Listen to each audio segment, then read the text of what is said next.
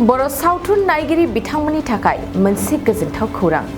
गहपुर हालामनि सिङाव थानाय आरएस प्रडाक्शना गोदानै बर' सावथुन गहपुरनि अनजालि मुंनि रंगिना संगिना गाबनाय मिनिनायजों बुंफबनाय आबुङै सावथुन दिहुननो आखायाव लादों। मख'जाथावदि बे सावथुनावनो गाहाय फावखुंग्रि महरै सनिता बर' आरो फावखुंगुर महरै सन्जय नार्जारी बिथाङा रल लागोनखौ मिथिहोनाय जायो। मख'नो गोनांदि बे बर' सावथुन एस जकिं आरो डाइरेक्टखौ होगोन राकेश नार्जारी बिथाङा। एक्शननि डाइरेक्टखौ होदों बिदांसा बसुमतारी बिथाङा। प्रडिउसार महरै सन्जय नार्जारी, देंखोगिरि महरै जागायनायनि सिलिथा नार्जारी। देंखोगिरि महरै जायगानिनो सिलिथा नार्जारी बिथाङा आरो बेयाव गोबां जायगानिनो लोगो महरगिरि बिथांमोनाबो मैखोमै बाहागो लानायखौ नुनो मोननाय जादों। आंथ' बेवहाय फैनानै आरो बेवहाय बाहागो लानो हानानै आं जोबोद गोजोननाय मोन्दों आरो आं नाजागोन आरो गोबां गोसो होनानै आं नाजागोन मोजां खालामलांनो एक्टिंफोरखौ। बेयावहाय नोंथांखौ माबायदि रलाव होगोन होननानै बुंदों? आंखौथ' बुंदों आङो एसे माने नरम आखुनि जागोन होननानै आंखौ बुंदोंमोन आदाया। आं एक्साइटेड आरो ना खालामनो थाखाय, एक्टिंखौ खालामनो थाखाय आं एक्साइटेड, जोबोद एक्साइटेड। नोंथाङा दिनैसिम बबे फिल्माव बिदि माबा एक्ट्रेसआव हाबबाय? आंथ' गोबां फुल फिल्मखौ लाफेराखै, आं दा फार्स्ट आरो ना।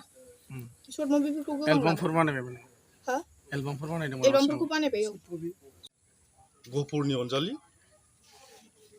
गासैबो बुहुमनि रायजो राजाफोरखौ आङो नायगोन एबा गनायनानै लागोन होननानै आं आंनि गोसो गोरबोजों खावलायदों। आरो लोगोसे बे फिल्माव माबायदि काहानि जागोन आरो लोगोसे बे फिल्मनि मुंखौ मा दोननाय जादों? फिल्मनि मुंखौ गहपुरनि अनजालि दोननाय जादों।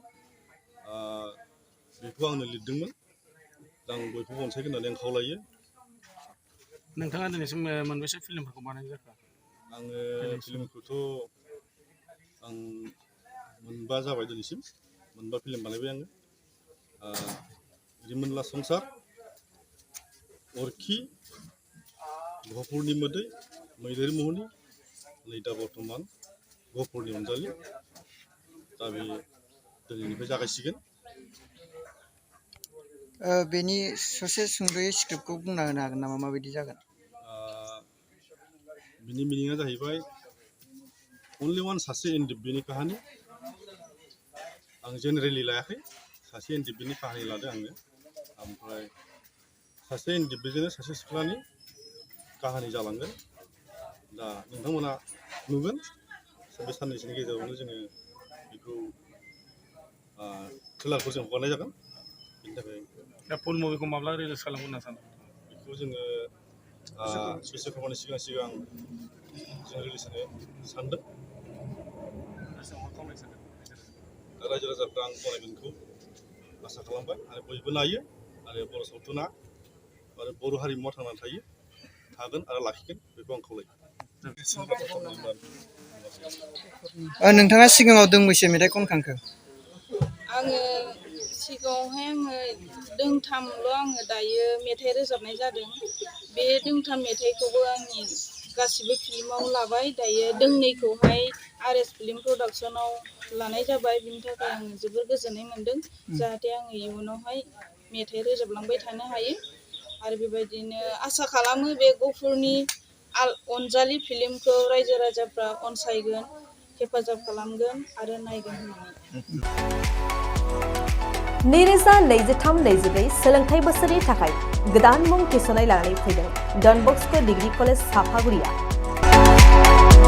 देग्लायनिफ्राय डन बस्क' डिग्री कलेज साफागुरियाव बेचलर अफ आर्ट्स एबा BA नि सेथि सेमिस्टारनि गोदानै मुं थिसननाया दायो सोलिगासिनो दं।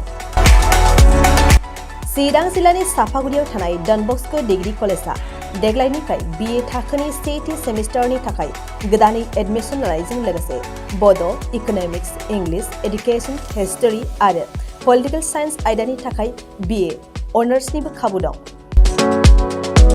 गोग्गो सोलोंथाइनि थासारिजों लोगोसेयैनो डन बस्क' डिग्री कलेज साफागुरियाव आलादा आलादायै हौवा हिन्जावनि थाखाय हस्टेलनि खाबुबो दं।